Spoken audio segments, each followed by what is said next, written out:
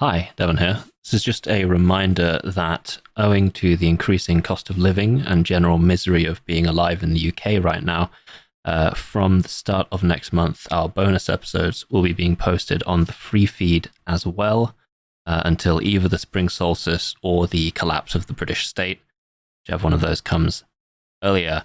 So if you're in a position where you're going to need to cut down on your outgoings, please feel free to cancel your Patreon membership with us.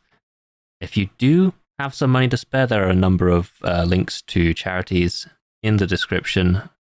Further, if you are a member of the Royal College of Nursing Union, you have a strike ballot on your desk.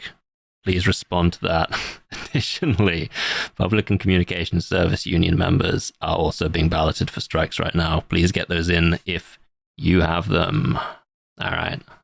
Thank you. I'm in the CIA. Jesus, you weren't kidding. You are in the CIA.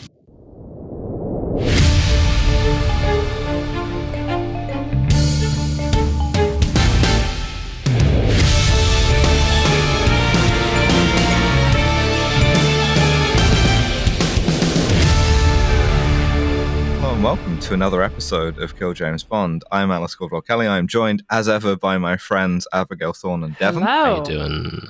We watched Tom Clancy's Jack Ryan Shadow Recruit. It's been a minute since we watched a Tom Clancy movie, and I do not miss them.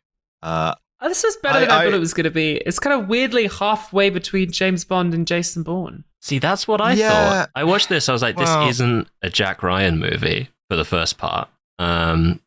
No, it basically isn't. But the thing is, right, I was kind of done with Jack Ryan. I was dragging my feet about watching this. I'm like, I don't want to watch it because it's going to be like mediocre. There's not going to be anything interesting for me to say about it. I was wrong about that second part, but I guess I figured that Tom Clancy died in 2013 or something, and now that he wasn't around to terrorize directors on their own DVD commentaries like he is with The Sum of All Fears, Hollywood decided they would do another run at Jack Ryan and try and make this like a franchise movie.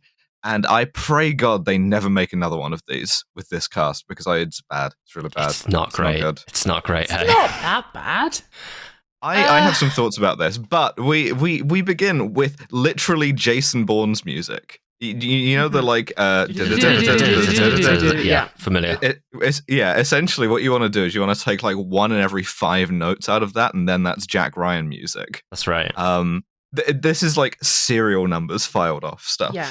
It's good. We open in London and we do my favorite thing that a movie can do, which is wide shot of a bunch of landmarks and then London, just to be like London. Big Ben, Houses of Parliament, lastminute.com presents of a London Eye. And then it just goes London at the bottom, and you're like, yes. It's like typed in, like it's typed in, like it's on a spy Which is also computer, a Bourne thing, yeah. Do you know what else this movie's like?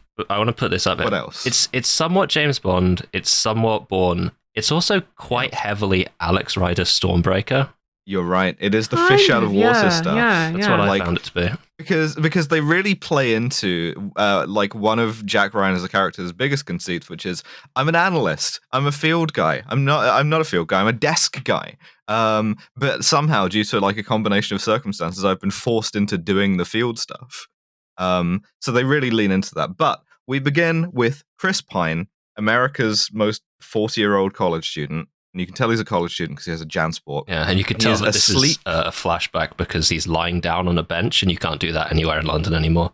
Yeah. Yes, yeah. Lying on top of a bunch of economics textbooks, and he is woken up by a guy nudging him and going, excuse me, mate, 9/11 is happening.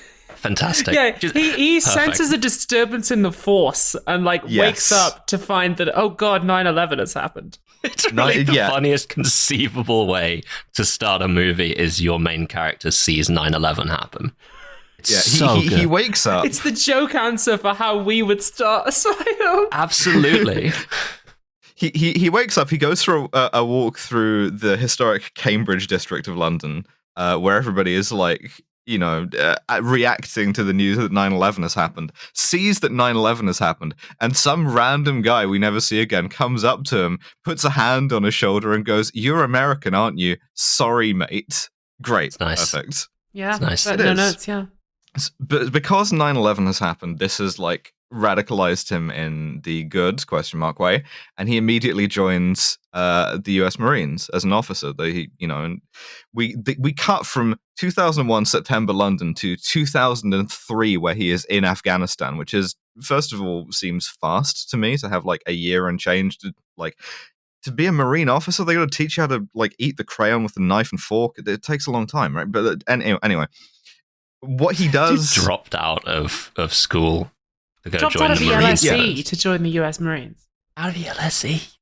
And so now he is a lieutenant in the US Marine Corps, where he doesn't really have a job. Like, he's not in command of anything. He just is in a helicopter with two guys, one of whom is his hype man. Yeah, he exists to, like, say things like... That's some patriotic shit right there. You see that? You're all right, Lieutenant.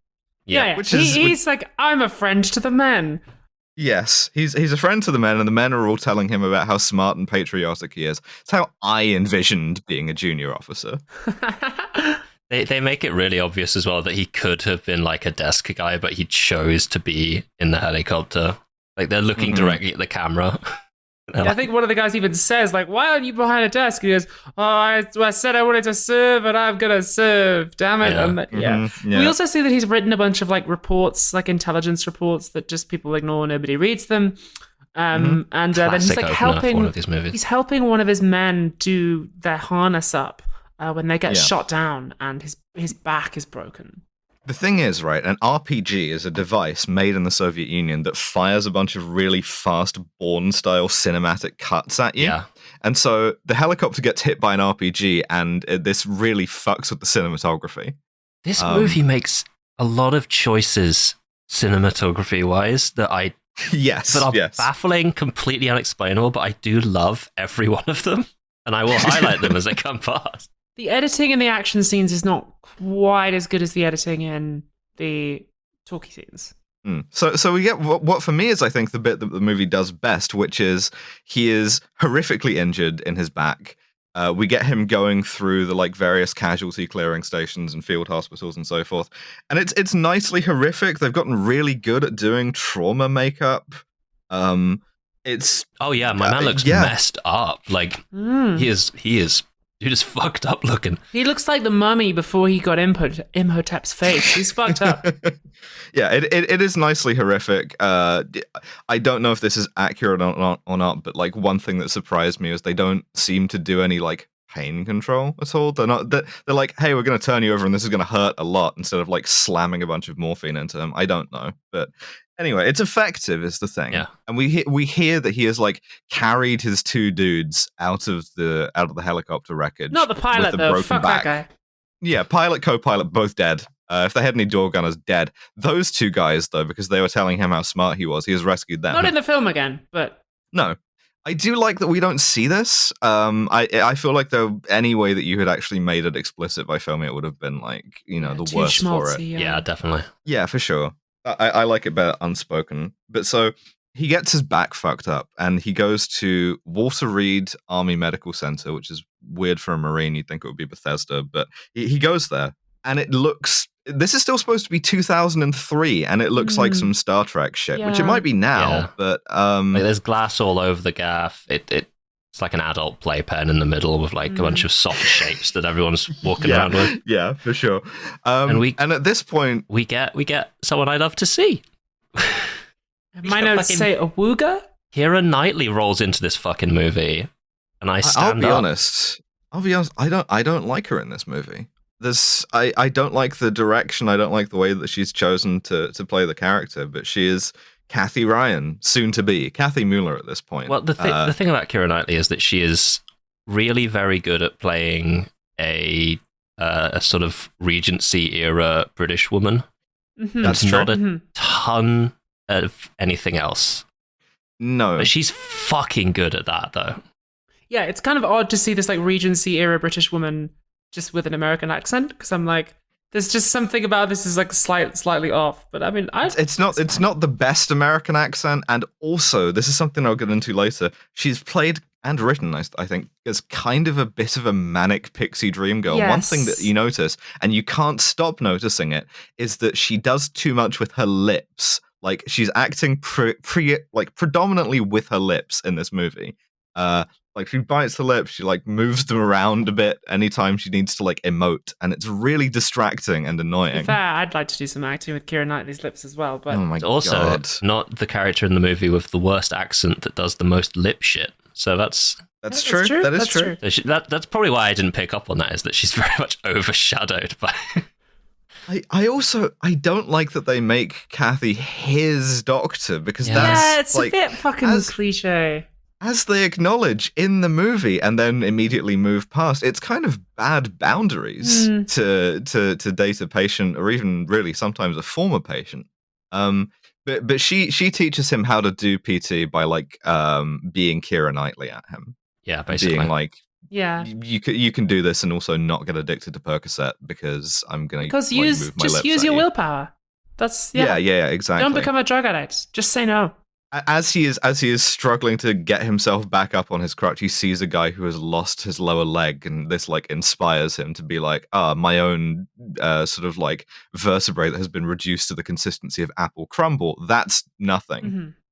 Yeah, Which is an object lesson in how certain kinds of masculinity work, right? yeah. Is That was an arm unusual hanging off shot. by thread. That guy's missing both arms. This is nothing to me.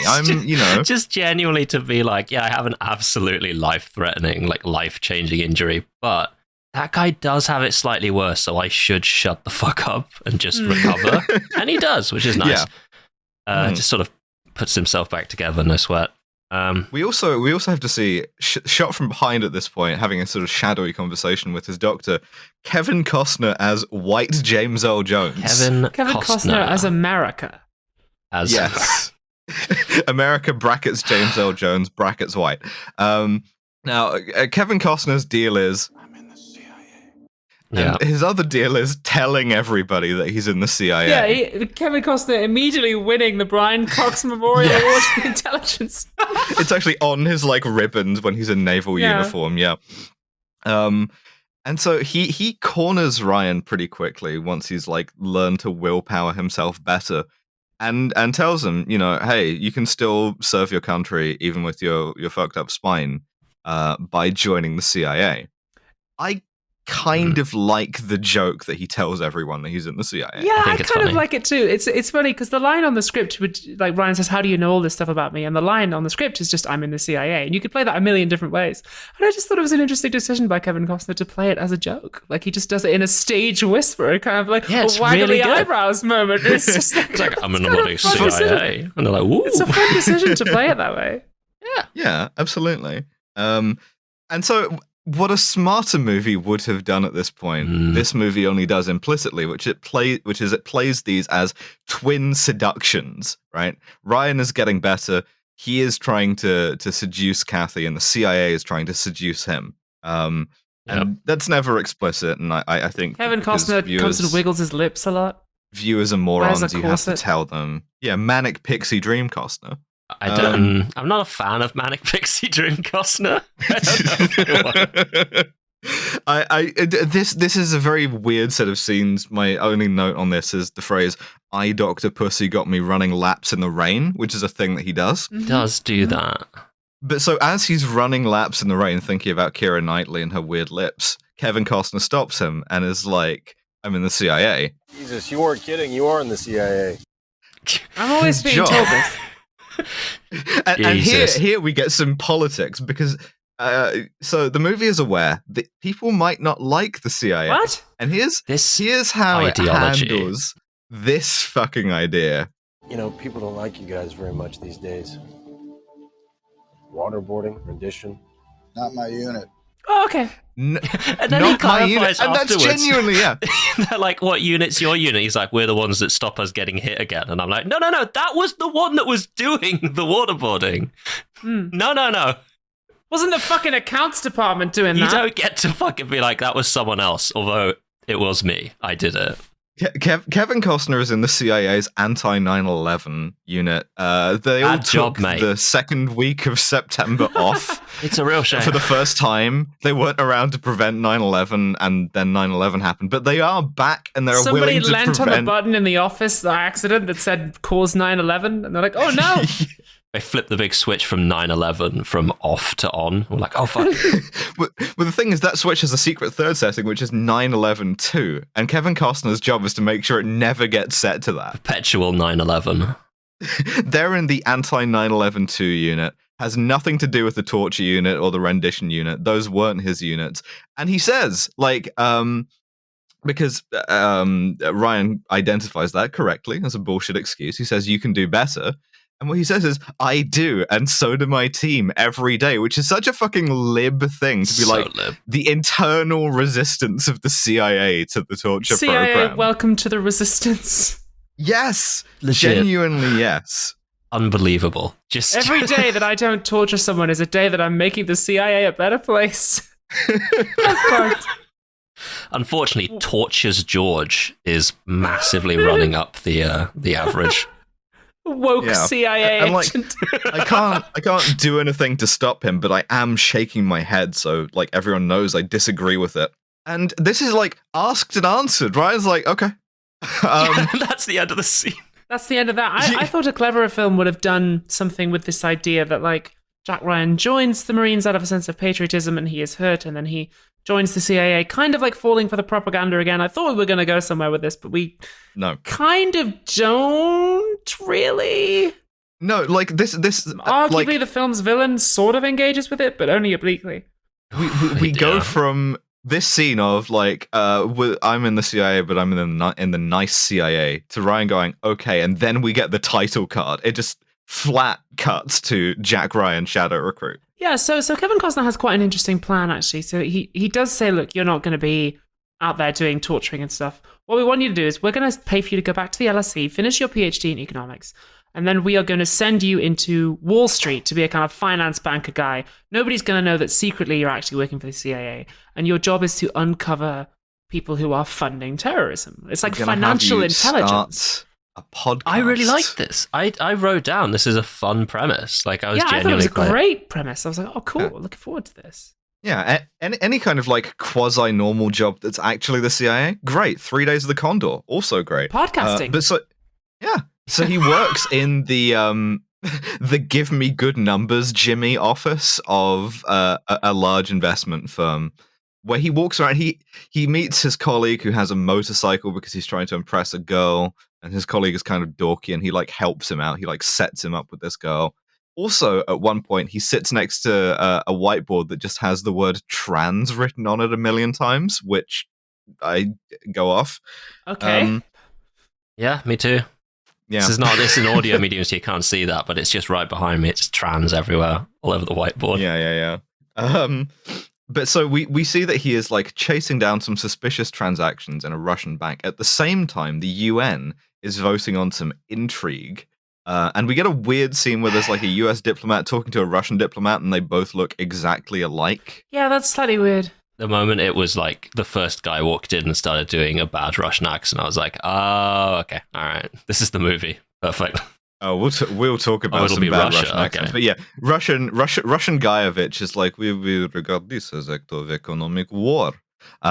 This is plot of movie. We can control entire financial system, and now Main Street USA is going bankrupt because of us. That's the plot of the movie, by the way. Yes. What I will say is that we get the return of a shot that we've not seen in quite some time, and I do always enjoy, which is guy on the computer through the glass. Always good. That's true. Yep. Always fun. So he thinks he has figured something out, and he goes to meet his contact at a Dime Square movie showing of something with Dasha or whatever. And he hands him off the thing, and we get immediately, we're like 9 minutes into the movie at this point, and we immediately hit the big Jack Ryan beat of, I can't go to Moscow, I'm just an analyst. And the guy going, yeah, you're going to fucking Moscow. Yeah, because he Insane. thinks that the Russians, there's like a bunch of accounts in their Russian partner's firm that they can't see. And Ryan's like, this is like suspiciously big payments. It might be funding terror. And so they're like, well, go to Moscow and audit the accounts. Yeah. Also, he's still with Keira Knightley, and she finds his like movie ticket stub, and she's suspicious of him. She's like, oh, why are you cheating on me? Are you having an affair? And at no point does he go, you are Keira Knightley. He's like, hang on a minute, mate. I'm sorry. You've misunderstood. Unless you have a twin sister, the answer to that question is obviously no.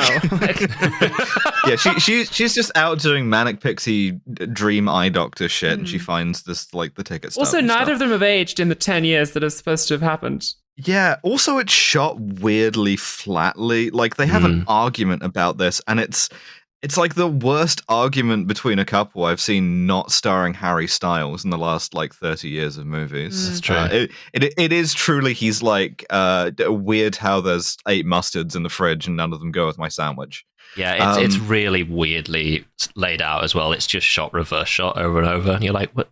Yeah. I feel like there are better ways. But to be fair, it all feels like perfunctory, right? Because we've seen enough Jack Ryan origins at this point to know that you have to have Kathy in it. She has to be upset at Jack, and then at the end they reconcile. And it's like, yeah, I kind of like what they do with Kathy later in this film. I don't. But we'll get to this. But so at this point we have to go to Russia and see our antagonist. And as soon as I saw the back of this motherfucker's head, I wrote down Kenneth Branagh loves 2 things most in this life. The first thing that Kenneth Branagh loves is directing himself. And the second thing that he loves is directing himself to do a reprehensible accent. Kenneth Branagh in this movie... Let me tell you something, Jack. Unfucking real. That like Kenneth Branagh, genuinely, his way of playing the Russian bad guy is to purse his lips so hard that there's just no lip visible at all, and then just do like the worst Russian. Oh, Mr. Ryan, we see there is nothing you possess. Let me tell you something, Jack. See, the thing about Kenneth Branagh is that he is currently Brackets working carefully. Yes. The thing about Kenneth Branagh is the main thing I like to remember about Kenneth Branagh is that he is currently working in the British film and theatre industry. And is a very powerful and influential man. So my agent has just handed me a note reminding me that I really liked this film and I enjoyed his directing and acting in the film. It's Abby, it's fine. We're just gonna everything that we say about this movie, about Kenneth Branagh, about his action, direction, all of this. We know this because you said to us very enthusiastically before we started recording. Yeah. This is we're just transliterating basically. These are your views, but it's fine if you don't feel confident to express them. So anyway, not even the views of Kill James Bond. It's just solely just Abby. It's just Abby. Yeah, a shame. Weird. Yeah. But so he's getting an injection, and the guy injecting him with the thing hurts him and he slaps him across the room, from which we can deduce 2 things. 1, he is violent, he is a brutal man. 2, he is almost certainly dying, and that's the impetus for him to do the evil shit because he's like on the clock. Like Mitski, he works better under a deadline. Fair enough. Fair enough. Also like right? Mitski, You can see parents have a very interesting family history. Yeah, but you can kind of see the turns this movie is taking ahead of you. He goes to meet some Russian leader in the woods, and the Russian leader is like, "It is time to activate secret plan, but no one can know of secret plan."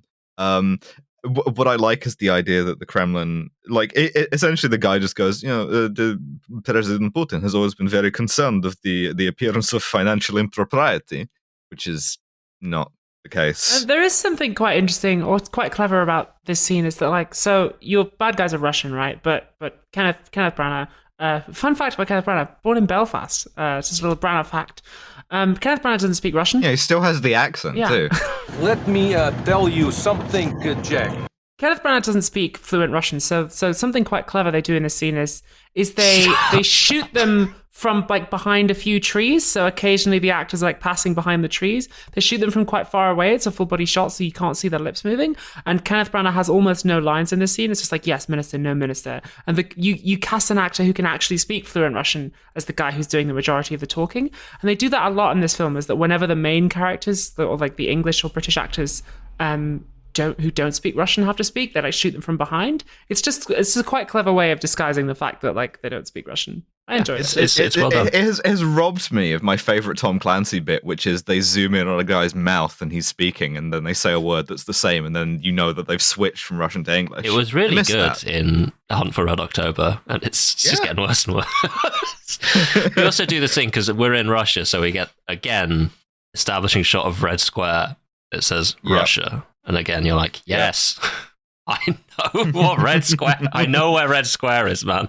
I'm not mistaking St. Basil's Cathedral for anything else. So back in New York, Ryan's boss is like warning him about going to Russia. He'll agree to send him to like audit these accounts, but he's like, you got to be careful there. It's a corporation, not a country. They're still ideologues, but the ideology is money, and that is a great fucking time capsule misread of Putinism. That's one for the ages right there. Because a lot of very smart, very serious people believed this of Putin for a long time. I would say very few Russians did, but a lot of Western observers were like, "Oh yeah, it's just it's just naked greed." And it's like, well, not just. There is a quite interesting moment though where Ryan says, "Yeah, I understand what you mean. Like, they're doing capitalism, we're doing capitalism. We're all in the same boat, so don't rock the boat." And the guy says, "It's not a boat, it's a luxury yacht, and we're all in it together." Which is like quite nice, actually. It's like, no, we, the American ruling class and the Russian ruling class, have an alliance here that is against the working class of both countries. So don't fuck it up, Jack Ryan. Of course, the person who fucked it up in the end was Putin. But yeah, no, absolutely. So we at this point have the how couples argue these days argument. This one thing I did notice, the set decoration is really good. Like they, in the house when they have the argument, they have a little like throw pillow that's a Snellen eye chart because she's an eye doctor and it's cute. It's nice. It is nice. Like there are a lot of little things. If you're noticing that though. Yeah.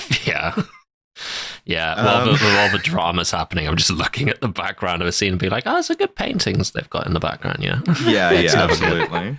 It's not. But so they argue. She's like, why don't you ever take me anywhere? I want to go to Moscow. I want to go to Paris. And his thing is, well, why won't you marry me? And she doesn't want to, which fair enough, whatever. He goes to Moscow. We see Red Square again. We get the big Moscow trail again. It's just like Moscow, and I'm like, I can see the word Lenin on screen right now. Yeah, I can see the we do meet a guy. We do. We meet MB Deng, who is Ryan's bodyguard and driver. Huge for dude.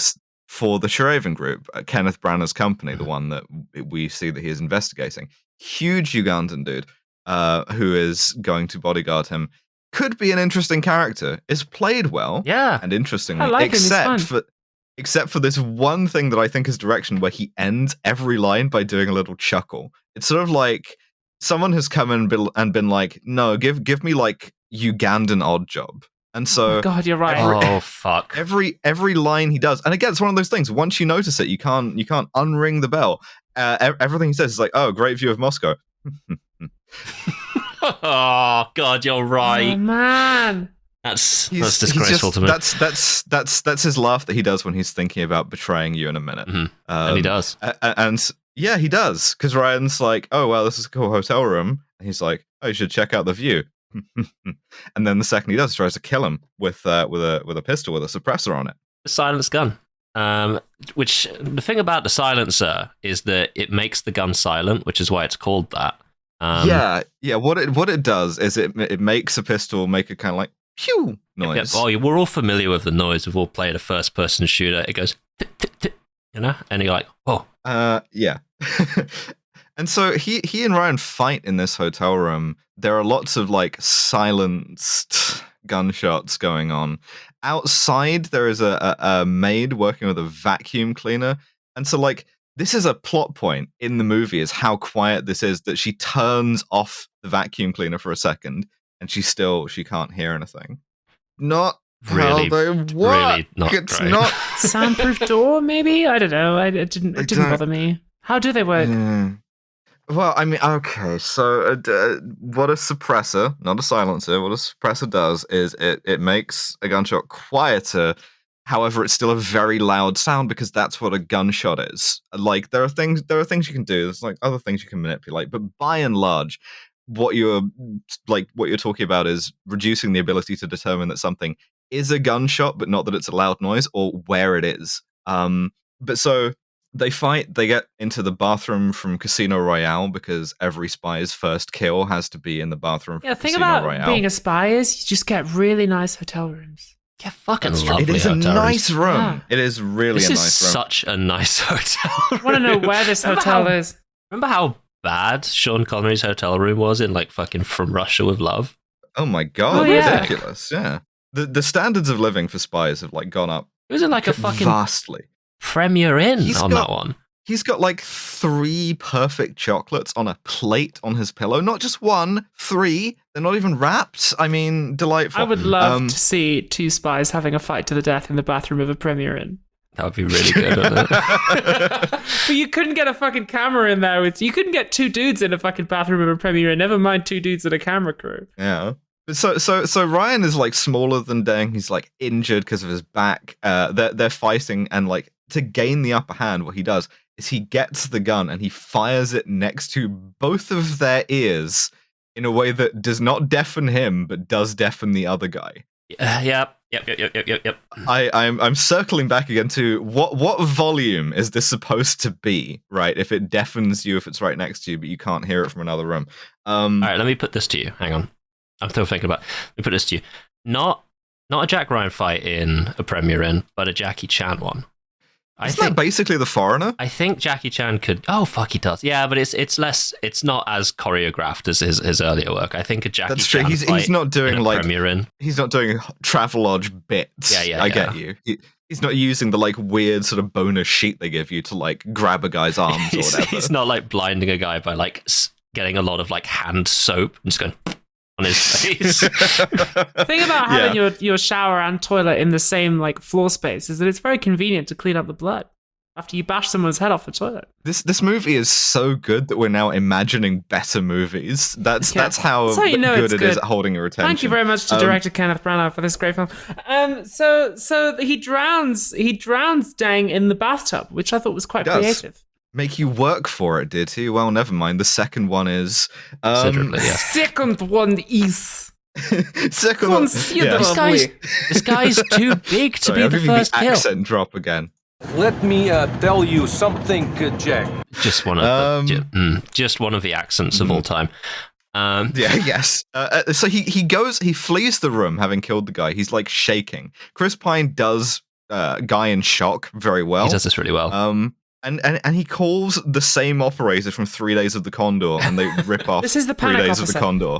They call the Panic Officer, yes. Now that it's in 2 movies, I'm now forced to believe that it's a real thing. It's gotta be. And they do the same conversation where she asks him, because it's a girl now, because feminism, she asks him, "Are you intact?" And he doesn't remember where what any of the codes mean, and so he breaks protocol like 3 Days of the Condor.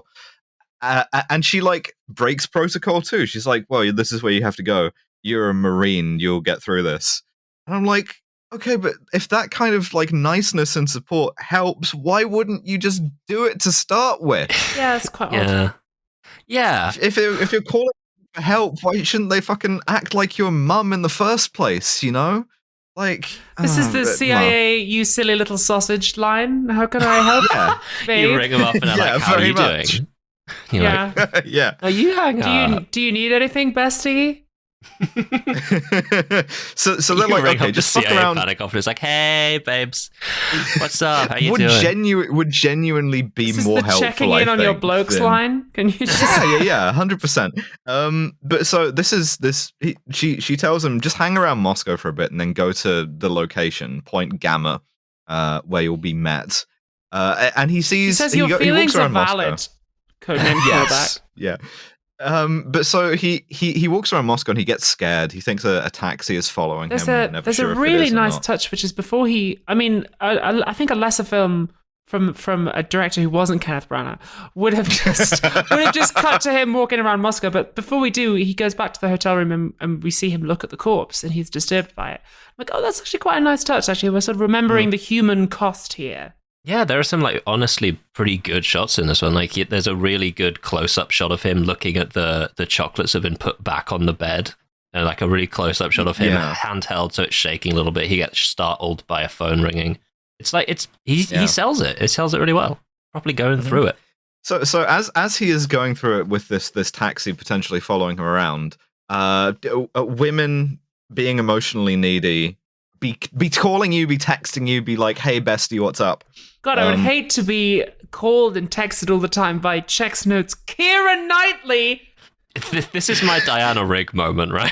It's just Keira Yeah. Knightley. What are you talking Why did about? you leave the house where she was? I don't see it. I might have to like hand in my lesbian card. I don't see it. But so the funniest emotional import, right, is he sees this fucking taxi cab following him around, and he gets her on the phone, and he's like, I don't know when I'm gonna be back, implication because I might be killed.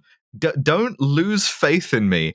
And what she does after this huge emotional moment, what she says is there's a beat of solid silence, and she says, Okay. Just phenomenal. and this is also my reaction to this movie. It's just Again, the direction it really is fantastic. Brown really did a phenomenal job at that one. tries to set something up, and I'm just like, Okay. You see the reminder after the setup, and you're like, okay, all right. so he goes to the meetup point where he sees Kevin Costner. It's Kevin Costner again, who is very good at this handler stuff because he's like gentle and fatherly. He has a dog that we later learn that he has just stolen for having an excuse to like walk around with. And I like also that they put the lie to the I'm in the better than the rest of the CIA unit morally thing. Because he's like, oh yeah, my first time I killed someone, I killed an innocent woman for no reason because she like came up behind me and I thought she was going to murder me. At no point does anyone say, why are you still employed? No, because that's good. That's, you know, the thing that they want from you, kind of. On the other hand, I feel as if the movie still thinks that this is different and morally superior to waterboarding somebody because you're in the field, you know, you're doing ops shit.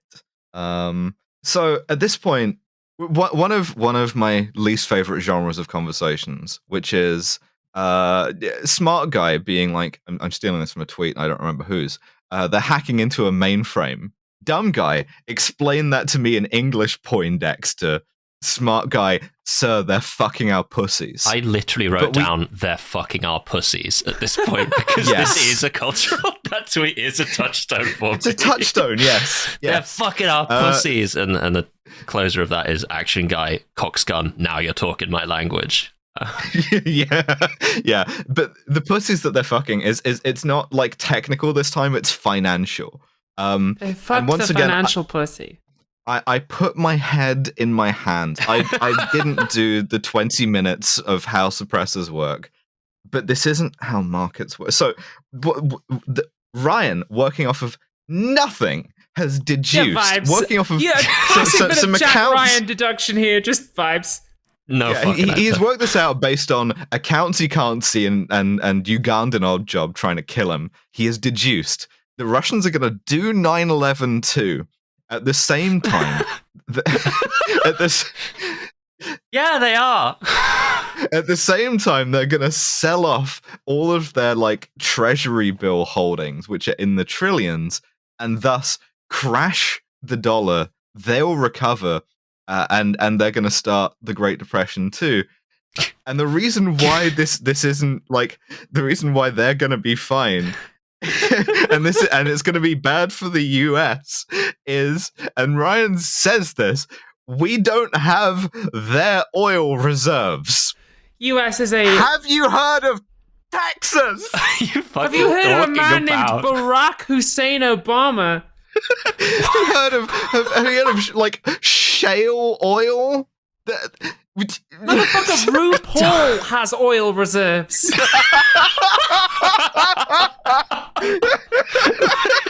The US is a massive net exporter of oil. What are you talking about, Jack? Unfucking believable. A man is dead.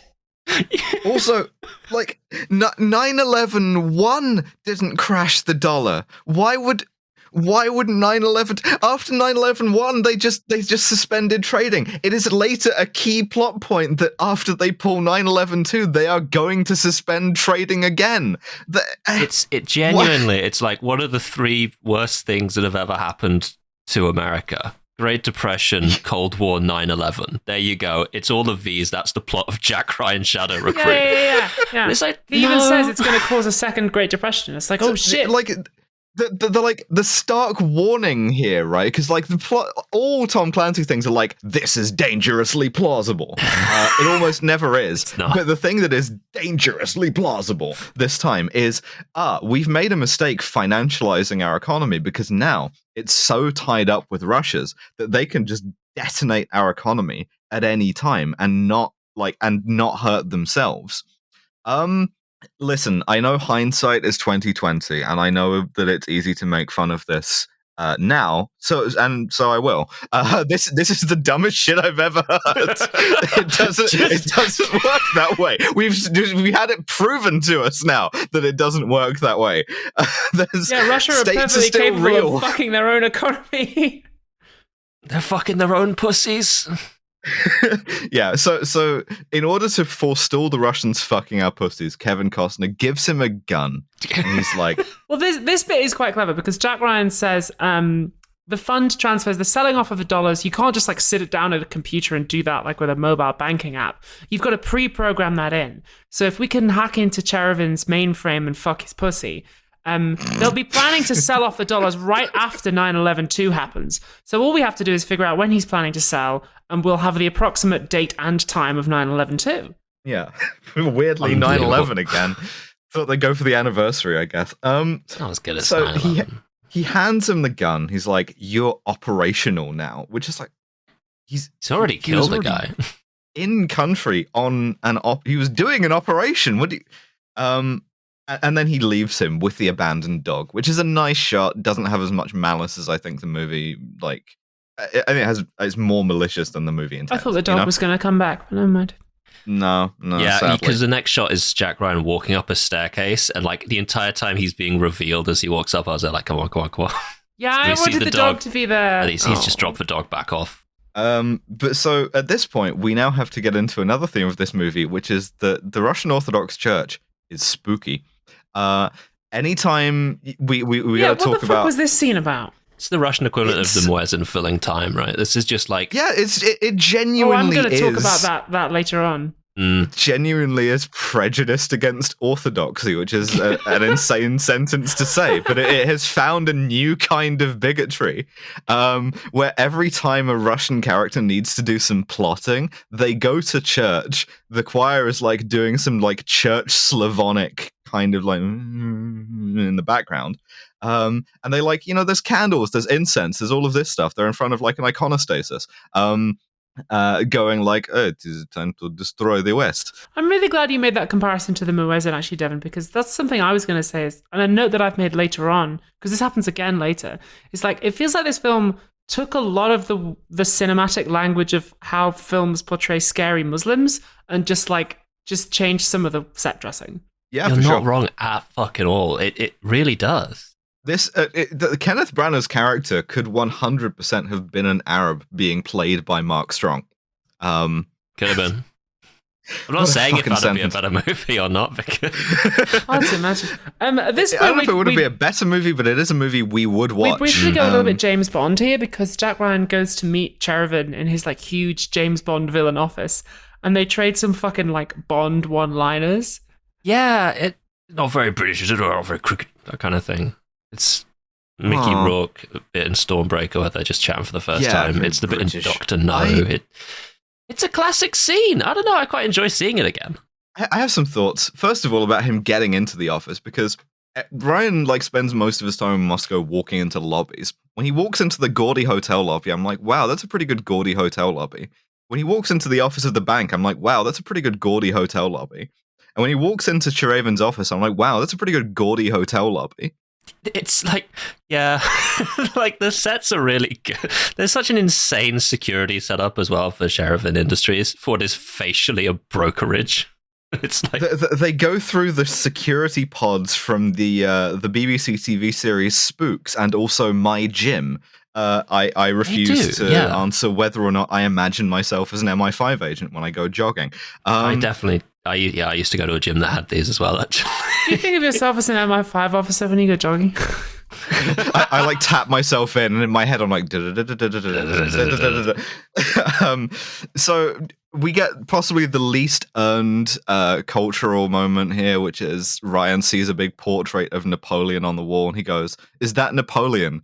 And Chiraven goes, "You know your history, Mr. Bond." This is Yeah, the like, funniest fully shit in the that's- world because you don't see the painting until it's already been discussed, those two lines. So he goes like, "It's a nice painting, is that Napoleon?" And it cuts back to like, you can't see the painting yet. And he's like, "I see you know your history." And it cuts to a third shot. And this painting is like the entire third wall of the office.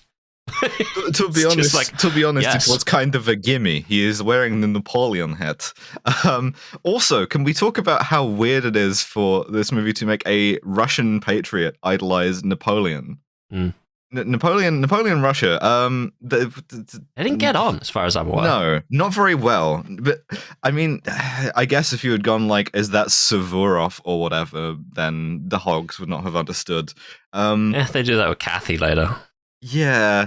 Also, Kenneth Branagh has a thing, right? And Kenneth Branagh's thing, one of his things, is I mean, the main thing is that he's currently working. It's just like Alice gets cut off and we just hear her flatly overdubbing it. Great acting. And then it just- if Kenneth Branagh wants to convey smart guy, what he does is talk fast. And he like clips his words a little bit. It's the exact same diction as his Poirot, and you can tell this because he does this here. He's like, "I have like moved all of the funds. I've sold all of the stuff. There's nothing for you to investigate. Fuck off. Thank you for your time. Goodbye." But he does all of that in the same diction as Poirot making a deduction when Kenneth Branagh is playing him, except in a Russian And it's accent. what is there also important to know is that he hasn't, at this point, moved a single muscle on his face the entire time he's been on screen because he can't maintain the accent if his lips aren't held like that. Is what I is what I figure. Because This is also like this conversation of like veiled threats. There's no veil in them. Like he's just like, "I hear the first night can be deadly. I am going to kill Yeah, the you." quality of the Bond one-line is just a bit low. It's just like this. The jet lag can be murder. It can feel like a drowning man in bathtub. Isn't that like, it was Pierre Novelli who came on the show to be like, it'd be very funny to just have a James Bond one-liners, but he can't do metaphors. So he's just I wonder what your pussy's like. we get basically pretty close to that in this movie. But so scrambling for a reason to like stay in Moscow, he's like, Ryan goes, "Well, let me like take you to dinner with." This is his move, man. He doesn't know how to do any other move. He did this with Kathy several times as well. He's just like, "What if we went to dinner? How about that?" Yeah, when in doubt, ask him on a date. Yes. Just panic and ask him on a date. That's an affliction for Jack Ryan. Just like, and Branagh knows and tells him that his wife Kathy is like in Moscow. She has come to the hotel to try and surprise him. And so essentially what Kenneth Branagh is getting here is when European couple on vacation ask you to swing and you're like, "Shit, maybe." He agrees. This is their in. So he goes to meet Kevin Costner and he's like, "Look, could we send somebody into the office to hack Kenneth Branagh's computer to fuck his pussy whilst we're having dinner?" And they're like, "Yeah, we could send you because that's what Jack Ryan movies are. You'll do it." And they say, "We can use Kathy as a distraction because Kenneth Branagh really likes married women. He's a man after my own heart in that regard." Hey, who among us? Yeah, it's what there's like 10 guys in the CIA. I don't know why they can't spare a single motherfucker ever. True. Yeah. The thing about CIA is it doesn't have a huge budget. Most of its budget is spent having guys just sort of walking around ready to hand off shit to you. This movie training has close-up magicians to pick pockets. I really enjoy how many swift brush pass handoffs there are in this film. Like no one has anything in their pockets. Every time they need something, someone just happens to go by and like hand it, and they're like, "All right, got it." And I like that. So we also have to see where 9/11/2 is going to happen. So we go to, and we see this on screen, Dearborn, Michigan, which made every muscle in my body tense up. But No, not the angle you think, because you know who else is in Dearborn, Michigan as Russians in their spooky Orthodox churches. Yeah. And so we go to a spooky Orthodox church where the choir is like, and a Russian family is like, we have been activated to do 9/11. Yeah, he starts reading from Lamentations, and they literally just go, "We've been activated." Yeah, that is the line as well. Yeah. Yeah. There is also another spooky bald guy who is like following them. He's an FBI agent, and they kill him. Yes, yeah. Yes. Back in Moscow, Kathy's there. So it's nice that she's just like not on the phone. She's now in the heart of the action, in danger, and she's found Jack's gun. How couples argue these days too. This culminates in him telling her that she's in the CIA, he's in the CIA, and her being like, "Thank God," which I like as a joke. But like the confection here is that you can't tell any of your anyone you're dating that you're in the CIA until you marry them. And which is such a fucking stupid rule. I believe it as like an outdated thing that's still on the books. No, surely not. If you're listeners, if you're in the CIA, do tell us. But you can't unless you marry us, which is the highest available Patreon tier. Yeah, just propose to all of us, and then when we all say yes, which we will, then you can tell us about whether or not this is true. So they go on this date, and Ryan sort of plays up being a drunk and addicted to pills and a piece of shit. It's good. I like this. It's well acted, and like acting drunker than you are is a great skill in human intelligence. This is good. This is good. And yeah. He eventually gets himself like banished from the table as an excuse to like have Sharaven's ID card brushed past to him, and another thing brushed past to him so that he can infiltrate the office. It's brushed while past Kathy is like, times. This is a good tense scene because now Kathy has been left alone with Kenneth Branagh. It is, yeah. Like it's very easy to make this tense, and they do it quite well. Also, the sort of like creepy seduction thing here is it's well played in that they have identified a real type of Russian guy. There are a lot of Russian men in particular who are like kind of have a bit of an inferiority complex about their own high culture, and so anytime you show any interest or like know who fucking Anna Karenina was, they're like, holy shit, this is an international exchange of letters not seen since the days of Peter the Great. It's a real thing. It's a real type of guy. This is a nice scene. It's a good chat between the two of them. Like, these are two good actors, both doing the things best that they can with the words that they've been told to say. Yes, yeah. Battle of the accents, truly. Also, it's fun that at this point, Branagh gets to be like James Bond, but in so doing, he is setting himself up. Like, he's doing all the lines like, oh, I wonder how your pussy is. But like, he's actually fucking himself over. Yeah, meanwhile, his own pussy's getting fucked. Yes, yeah. So Jack infiltrates the office. He has to do a little hacking mini game, which is weird that they included. Screen turns red. That's how you know it's worked. Yeah. The sets off an alarm. The security chief comes back, so he's like on the clock. I just wrote down. Yeah, this is tense enough. He escapes just about. What I do like is when Kenneth Branagh is told about this, he immediately figures out who has been fucking his pussy, and immediately figures out that Keira Knightley has been fucking his pussy, and is like, nice, okay. Sick, great, hell yeah, yeah. Woo! Kevin Costner shoots a couple of guys to cover for Ryan, which dumb, but whatever. Keira Knightley fucking your pussy. What a day. Yeah. What an evening. What I do like about the hacking minigame is he calls in a favor from the dude he set up with like Rachel in accounting right at the start. The motorbike guy. Yeah. This guy, just to remind you that he's around. Yeah, just to remind you that guy's there. He comes back so many times throughout the course of this movie. Just unnecessarily. So as American intelligence assets that are now blown, that now Kenneth Branagh is like, oh, interesting, I will now kill you.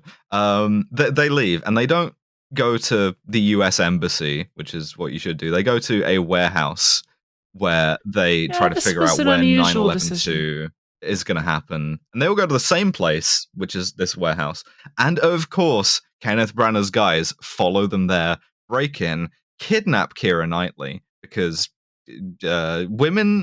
women love to be getting kidnapped. We love it. Can't get enough of it. We also see that Branagh has like killed his chief of security as punishment and stolen the light bulb out of his desk lamp. And at this point, Jack Ryan looks at the data that he's stolen and he looks at the calendar and he realizes, oh my God, it's the 10th of September today. Yes. Oh, 9/11/2 is tomorrow. Yes. Yeah, he looks over a big like calendar and it just has 9/11/2 written on it and like circled in red. And he's like, oh, fuck. Oh, no. 9 a.m. tomorrow morning, but we don't know where, but somewhere in America. And we have to go and chase down my kidnapped girlfriend. This kind of feels like they're padding the movie for time. Yeah, it does. Because they go and chase her and like get her back like in 10 minutes. I'm like, okay. Well, this is we'll talk about this because they use a special fucking gadget watch, which gives you a nice like Hamilton Watch Company tie-in placement. She is like captured by Kenneth Branagh with some of the least effective duct taping I've ever seen in a movie. And then we get some a genuine moment of sadism, right? So Kenneth Branagh calls him up. He does the accent. And doing the accent, he's like, hey, I'm going to put a light bulb in Keira Knightley's mouth because there's like a pressure point on someone's neck that you can use to make them hold their mouth open. I don't know if that's true, by the way. If you do know if that's true, DM me. I'm going to put a light bulb in her mouth. And then when she bites down on it, it's going to like fuck up like all of her mouth and her throat and her lungs with broken glass. And this is a genuinely new kind of sadism to me. It's also, I would say, played explicitly as a sexual threat. Like, you're putting a thing in a woman's mouth, for one thing, but second of all, he like literally sniffs her hair. Also, listeners, don't put light bulbs in your mouth because it's very, very easy to get them stuck there. That's not true, by the way. I looked into this. Don't think that I didn't go to the National Electronic Injury Surveillance System and search for light bulb-related accidents. The thing about getting a light bulb stuck in your mouth is a myth. Oh shit, I'm gonna go put one in my mouth like later today. Well, fuck me, I guess. If you're interested in being the third host of Kill James Bond.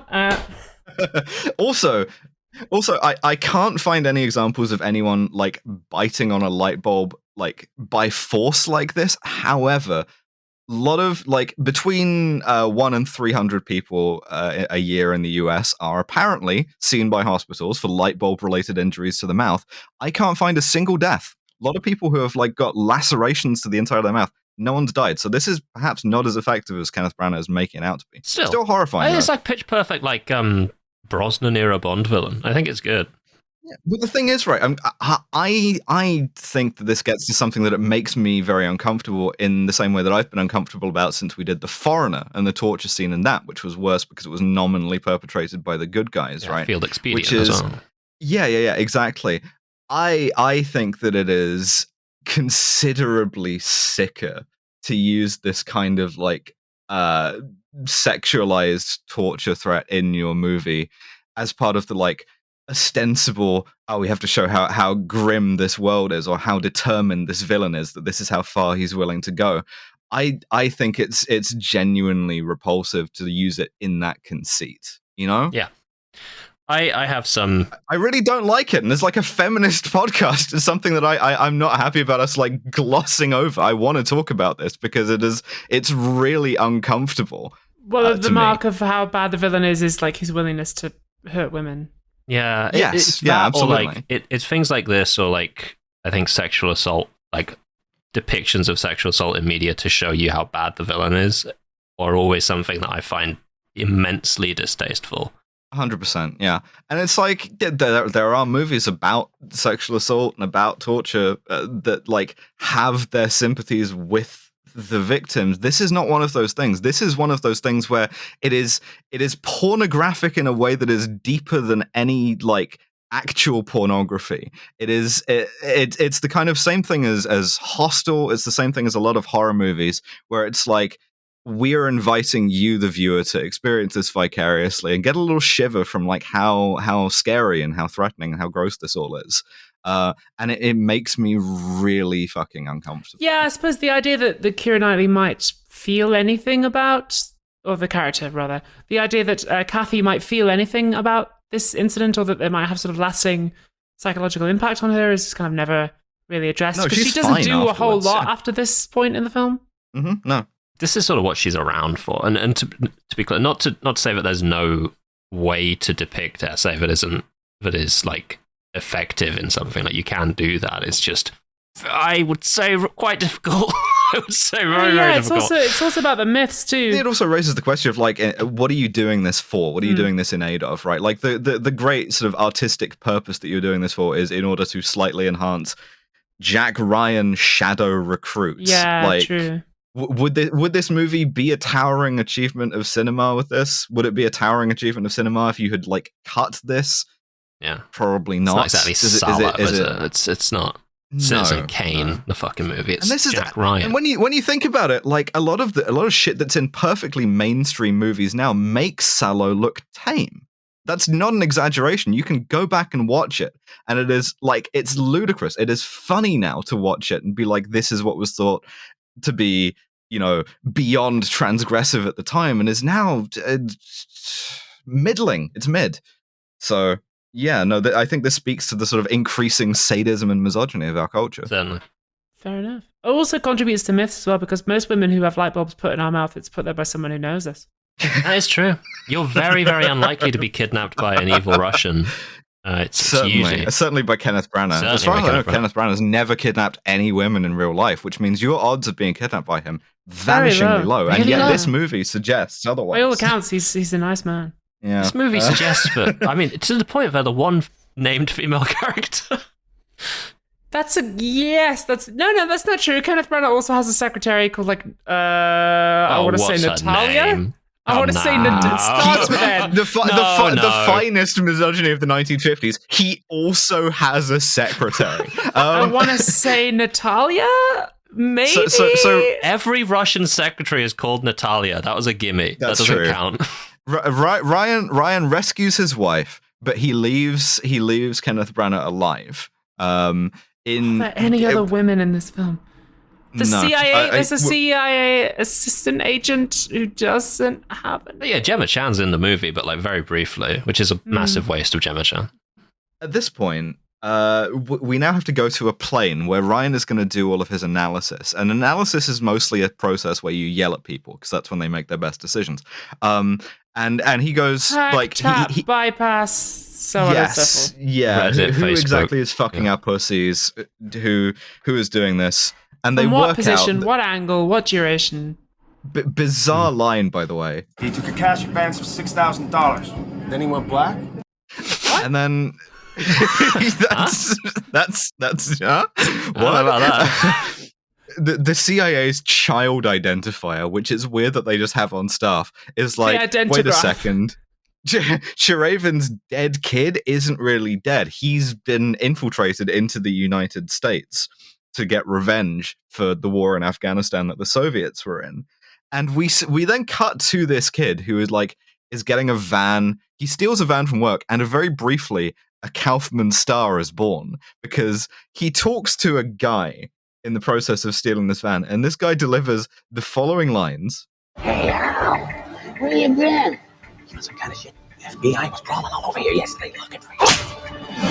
He gets killed, and as he is killed, he is pushed back on a dolly shot attached to him. Yeah, that was a really interesting shot. Fucking baffling, but I love it so dearly. Yes. Like nothing else like this happens in the movie. He stabs this guy, and then it looks like the Twilight baseball scene. He just slides back, and you're like, What did that happen? Kenneth Branagh in the director's chair, okay, first set of lines you're going to give me in Marge Simpson. Second set of lines, you're going to start whispering and you're going to hey, you do this shit with the FBI. And then third thing that happens, you're going to get on this dolly and we're going to stab you at the prop Yeah, knife. this guy briefly becomes the protagonist of the film because we experience the stabbing as he experiences it, as a sudden shock in which everything goes weird. But it's very odd. It was an odd decision, but a good one. Kenneth Branagh sat on the director's chair and just be like, get weirder. Make this weirder now. Yeah. Put him in a shopping He's cart. a creative filmmaker who's currently working. That's true. Hey, I literally like this shot. I just don't I like understand it. So Alexander, I don't know this what guy, it's meant to make me feel. he's kind of a rip from the Americans, to be honest. He's doing all of this shit at the same time they're analyzing. Keira Knightley's just sat there reacting to stuff. She's just thinking about her sort of light bulb trauma, I guess. There's a great shot where she gets kissed, and like where Jack just like kisses her offhand, and her expression afterwards is really, really weird. Like she's like, why'd you do that? Just like, what? Huh? They work that not in the script? Like, yeah, they work out that they check all of his social media, including, and I just got this with a drop, Reddit, and they figure out that he's got a van in Pennsylvania, which they raid. Nobody blows up Pennsylvania, Jack. Which is the funny. Philly PD blew up part of Pennsylvania. Yeah, they raid the house. What's really funny, all the SWAT team gear looks like shit, but they raid the house. The FBI guys in like windbreakers with pistols go in ahead of the SWAT guys, which is good. And they're too late. The guy, he's dumped all of his stuff. He's cleared his, and he's like driving to New York, as Keira Knightley figures out, to do 9/11/2 to Wall Street. Yeah, 9/11/2. Wall Street never sleeps. Let him do it. Yeah. So they get off the plane. He kisses her. She's like, okay. She's getting dropped. Just her going, okay. Yeah. Okay. Ryan, she literally is just like, I'll be in this movie later, and then like leaves. Yeah. You're like, all right, see you later. Ryan, and fuck me. Ryan and Costner then go into a helicopter to fly to Manhattan, and Kevin Costner, just like apropos of nothing, is like, hey, have you been in one of these since the time one of them like destroyed your spine? Like, he genuinely, Ryan doesn't like tense up or anything. Costner is the one who brings that up. He's like, hey, are you okay to do this right now, big dog? Could have just and it's acted that, I think. Just checking with your blokes. Could have just, yeah, for sure. But he gets over his fear of helicopters. They fly to Manhattan. They fly to Wall Street. And then we get the scene from The Dark Knight where they figure out that the Joker is disguised as a cop, but slightly worse. The NYPD, of course, reacts to 9/11/2 by sending every ESU truck that it has to Wall Street. A bunch of vans. And Ryan does some brain mind analysis and is like, wait a second. That van, it's one of them is disguised as a police van. Because you can see the paint coming off of it because it's freshly painted. And we, at this point, get what I like to describe as some stupid bullshit. Yeah, we get a lot of stupid bullshit for the last little bit of this movie. Just some things occur. Jack Ryan again spots the fucking guy with the motorbike, and it's just like, give me that motorbike, and then it smash cuts to him driving the motorbike. And I'm like, good. I didn't need to see him do it anyway. No previous interest or knowledge in motorbikes. This happened in like fucking Jason Bourne Legacy with Jeremy Renner. It did, yes. Yeah.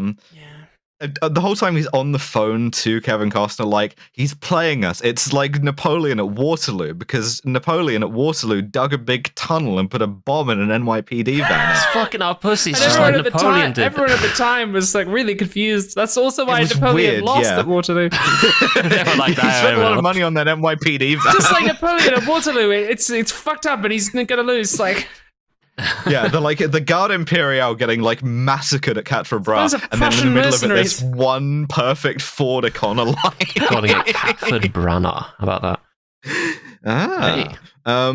Episode at this point, I wrote down even sillier bullshit. Like, gets worse. Yeah. So they drive underground, and they're like, "Where would be the best place underground to put a big bomb?" To destroy it. Where would fuck all of Manhattan's pussy if you put a bomb in it? There's a big convection chimney that'll fuck everyone's pussy. The pussy chamber? Oh, fuck! It turns out Manhattan has like a glowing weak spot that if you detonate a bomb next to it, the island sinks. Which really makes fucking it makes Al Qaeda look like it makes dipshits for not figuring that out in 9/11/1. Yeah. 9/11/1 was the first draft, and then you gotta work out the kinks, and like then it gets out of previews. 9/11/1 was fucking Mozart of terrorism. This one is dire. On a van, underground, nothing. That's 9/11 is a tough act to follow. They fight. They both get wet. The cops do nothing, of course. And And then ultimately, this leads to Jack Ryan stealing the van. How did that happen? I think I looked away for 2 seconds and then. No, you didn't. It genuinely is not shown. It doesn't he just show steals it. the van. It doesn't it's show it. Scene missing. They literally every single CIA agent rappels down into this storm drain, and then they're just like, I get the NYPD where the hell bit is right, though. fucking van? And it cuts, and Jack Ryan has got in the van and is like, fuck it, I'll drive it into the river. That'll do it. It's like, you could have. Yeah, you remember that still. other Batman movie? You remember that? Because I'm gonna do that. I'm gonna drive it into the river. Wait, why are all the fucking references Napoleon? This is clearly a Guy Fawkes thing. Yeah. So they have a fight in the moving van, which is somehow boring. Two guys fighting in a speeding van is whatever. He ultimately escapes. Bomb, van, and Russian all go into the river and detonate directly next to the Brooklyn Bridge, which is good. That's fine. Terrorism averted. There's no way this doesn't fuck up the bridge, right? Plus, it's Manhattan, so probably a bunch of pipes and cables and tunnels and shit. But nobody dies. I guess. Yeah. Well, Alexander does, but. So at this point, we now have to get Kenneth Branagh killed, and this is something that I want to talk about. I think they should have left him alive to reuse him. Well, the thing is, he's dying, right? I would have let him die of the cirrhosis that we're told dying of. But the thing is, right, this is a thing that I want to talk about because every movie with a Russian bad guy in it now, going back to Sum of All Fears, is okay, when they fuck up, they have to get taken out in a kind of Miller's Landing mob movie kind of way. And the implication is I think this is a way to cope with the idea that there is no way to punish Russian bad actors. The guys who did that nerve gas poisoning in Salisbury, they just went home. The guys who poisoned Litvinenko, one of them's in the Duma now. There is no way for us to cause them to have any real consequences. But that's unacceptable to an audience. So instead, what you have to do, the cope that you have to offer them is, the punishment for failure is worse than anything we could do. Which is flatly not true. These guys get rewarded, but instead they get the Miller's Landing thing where the guy who he met in the first place literally has him killed in a drive-by in the woods. Yeah, they should have kept him alive. It would have been cool. It would have been also interesting for Jack Ryan's character development to be what do you mean I don't get justice? We don't get a reward. The bad guy doesn't go to prison or anything. It's that's not how the CIA works. Makes sense for him becoming president later and developing the Ryan doctrine. But so there he makes up with his girlfriend, who I think agrees to marry him. I don't remember because it's boring. Please don't make another one of these movies. I know this is clearly intended to be Ryan Origins, so they could do Ryan. And he gets to meet the president.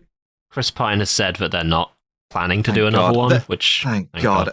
Thank God. They will also someday. The other thing. Oh, they will someday. Not with this cast, which is good. That's all I want to avoid. The other thing is they meet the president, and Ryan is very excited, and Costner's he's very precise and concise, and if he doesn't ask, he doesn't want to know. It's very clear that this is President Obama. However, it is much funnier to imagine that they are talking to Trump. Yeah, that would be very funny. God, that would be so good, hey? Trump just immediately leaks everything that he's told. Yeah, and that's the movie. Great guy. Met him all the time. Did great deals with him in Moscow. Big fan of Napoleon, actually. Likes to fuck married women. I do too, but not as much. Fans. Yeah, and that's Jack Ryan, Shadow Recruit. CIA clowns. I did not enjoy this movie. It particularly made me have a lot of thoughts about torture and about graphic sexual horror that I hope I've expressed well, but I don't think I've expressed fully, and I will probably come back to on the next movie that does something like this, because every movie does something like this now. Be interested to look into this. But we have a science-based system on this podcast. We have a few things. This couple of things. So first of all, we'll talk about what it says about masculinity. What? But there is one last movie that we could conceivably put into this series. Oh, is this Without Remorse? With Michael B. Jordan, the origins of what's his called? What's his fucking name? Clark. John. Clark, that's the one. Making John Clark Black is an interesting thing. I'm actually excited to see I that. want to see that too. Because part of his deal as a character is that he is like the slightly more macho side of Tom Clancy's sort of like Maryland Catholic Irish id. So I'm interested to see that. They are, in fact, also making a movie of Without Remorse presently, but that's not going to be out for a bit, and we will deal with that when we have to deal with that. What do you reckon this film, in general, says about masculinity? You think you've got it bad? Well, you've still got fucking legs, haven't you? I think that's the main thrust right It's at the start. It's okay to ask one question about power. To be like, do you do torture? Wasn't my unit. Okay. You have to accept anything you're told, though. You can ask any question, but you can overcome disability with like eye doctor pussy and willpower. Mm-hmm. It's okay to kill people as long as you feel bad about it. Mm-hmm. That's right. Wall Street has made the United States terribly vulnerable, but not in any of the real ways that it has. The silence your gun entirely. It's just, they make it silent. There's no such thing as a suppressor. It makes it silent. I think genuinely that it does have something to say about masculinity, and that like Jack Ryan is convinced that he's an analyst, and I can't do it. It's like, actually, you are capable of the kind of manly things that you have to do, which is like killing people and getting eye doctor. Yeah, he leans in. Yeah. He's a boy boss. I really hate that word. Yeah, can we strike that? I think it's can quite we effective. strike that from the record? No, I think that's a really valuable and useful term, actually, because he does kind of like find his masculine virtue throughout this film. It is a kind of like coming of age man story. Like at the end, he's like riding a motorbike and like he's dating Keira Knightley and stuff. I mean, he was like fucking Chris Pine and a Marine at the start, but whatever. Yeah. I can't believe any of these things. You cast a Hollywood Chris in anything, and I just like. Yeah, I it would have simply been better don't if he was an believe average starting Joe. as an underdog. That's why I enjoyed Harrison Ford as him so much. He had the right energy for it. Weirdly, so did Alec Baldwin. Yeah. So would have Kevin Costner, who they wanted to cast instead of Alec Baldwin. He finally gets to be in a Jack Ryan movie, and it's as white James L. Jones. We have a science-based rating system on this podcast. It's called the Scum system. Stands for SMARM, cultural insensitivity, unprovoked violence, and misogyny. So, on a scale of 1 to 7, how smarmy do we think this movie is? I want to give it a couple of points for the Bond one-liners in The Office. So they're fucking our pussies. Mm-hmm. It's pretty fucking smarmy. A little, yeah. I gotta be honest with you, it's pretty smarmy. I work I do better than waterboarding every day is Smarm Central. I want to give it like a 4. I forgot that he said every day. Cultural insensitivity. Every day. It's weird. We've invented a new kind of racism. Yeah. That is fascinating to me to use the like cultural markers that have evolved to be racist to the Middle East to just transpose them onto Russia is a really interesting choice.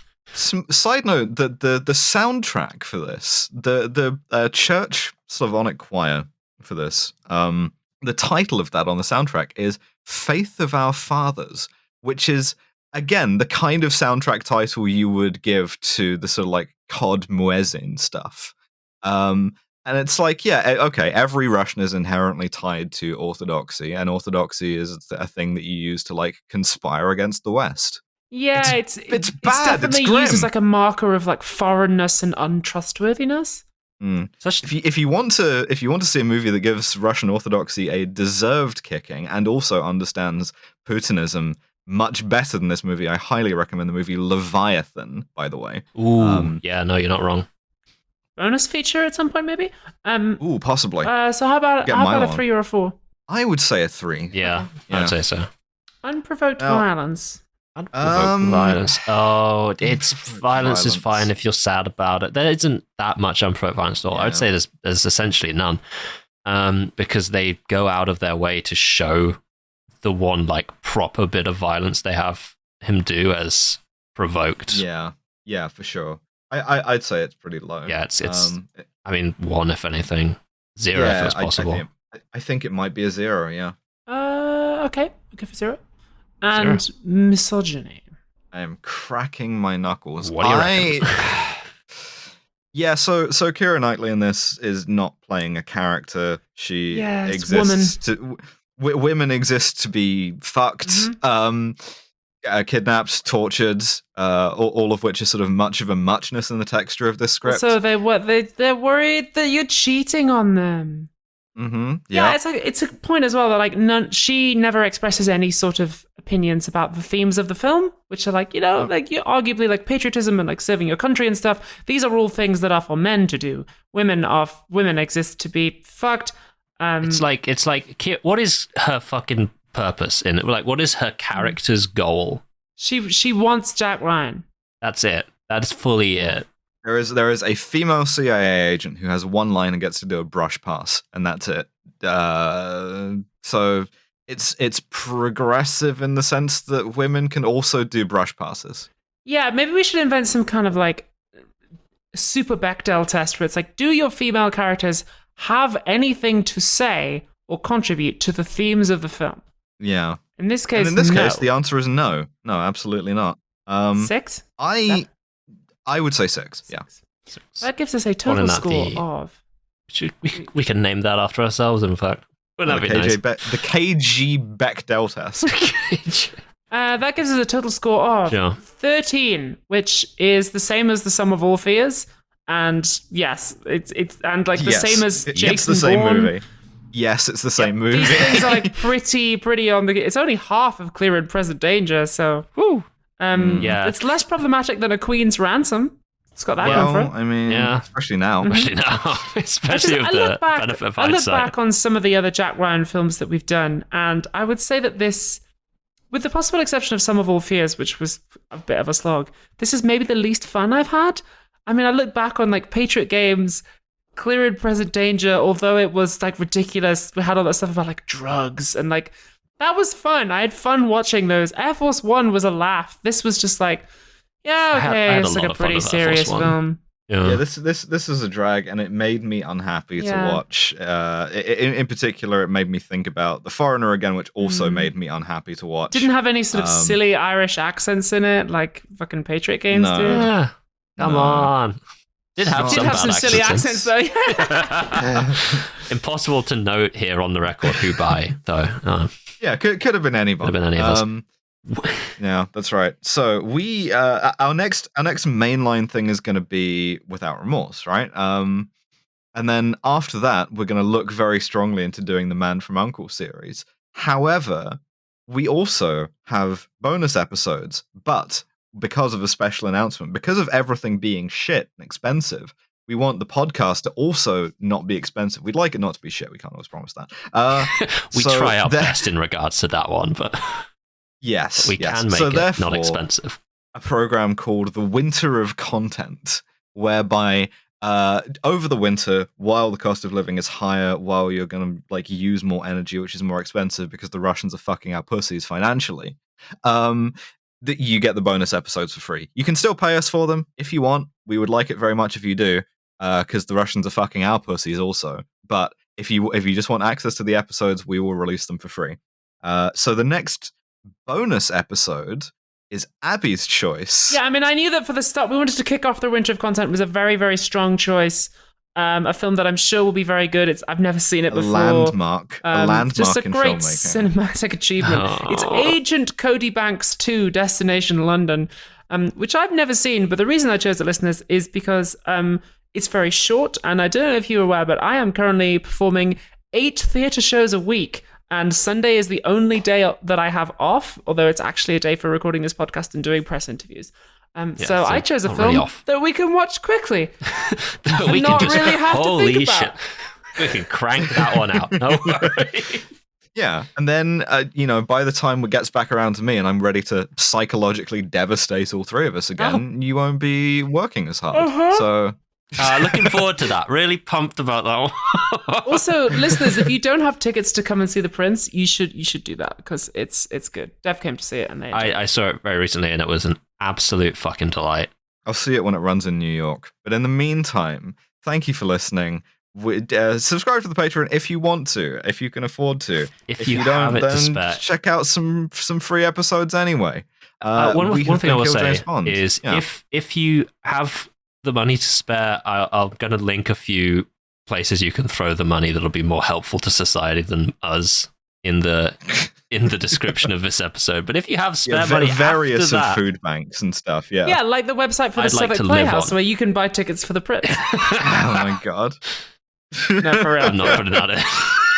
Mugs, I'll put that in, but it's gonna go in a Put it at clearly the bottom, yeah. delineated bit Yeah. from. Yeah. All right, this has been Kill James Bond. Jazz outro.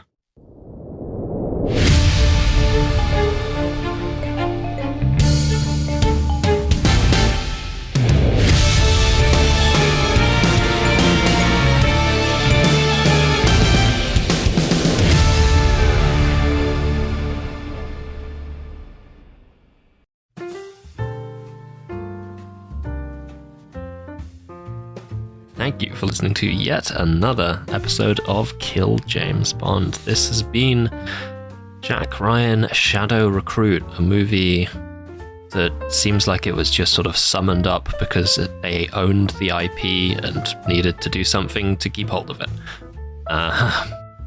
Ain't out the way of things. Tune in next week for Agent Cody Banks 2, regardless of if you are a patron or not, because for the winter these will be on the free feed. As I said in the episode, but in slightly more refined language, if you don't have a ton of money, please God use it to take care of yourself first. If you have some left over that you feel could go spare, there will be a bunch of charities that you can throw it at, helping people out with the cost of living crisis in the description. And if after that you still have a little bit of dosh left over that you would like to tip us with, that's all it is at this point, just a tip, feel free to go to patreon.com/killjamesbond and sign up for at least £5 a month. Speaking, of course, of our patrons, as I was, special thanks to our £15 and above patrons, and those are Christine Fox, Fawkes Winchester, Paint McCalla, Jack Holmes, George Rohack, Thomas Oberhart, Boris Nick, Yarrick, Harriet Cock, Tristram Wolf, Karen Tanksley, Benno Rice, Library Hitman, Kit Devine, Max Gamenhart, Jonathan Gerde, Hell Bloodhands, Kentucky Fried Commie, Jay Martindale, Fremen Commissar Jen, Big Titty Goth Girl, Jonathan Siegel, Tarp O, Sydney Steckel, Mothman, Trip, Charlie Out of the Closet, Jenna and Poor, Turfs, Eat Shit and Die Alone, Elizabeth Cock, Zoe Shepherd, Emily Howard, Finn Ross, Quinn Valeri, Alfredo, and Make Devon, say this out loud, Wolfie, Rael Leal, Al Owing, Millie, Josh Simmons, JM, 111519, Bon LeBon, Lauren Bastin, and Danny Potter. Thank you for keeping us going. Kill James Bond is, of course, Alice, Abigail, and Devon. Our producer is the wonderful Nate Bethay, and our podcast art is by Maddie Lubchansky. Website is by Tom Allen. See ya.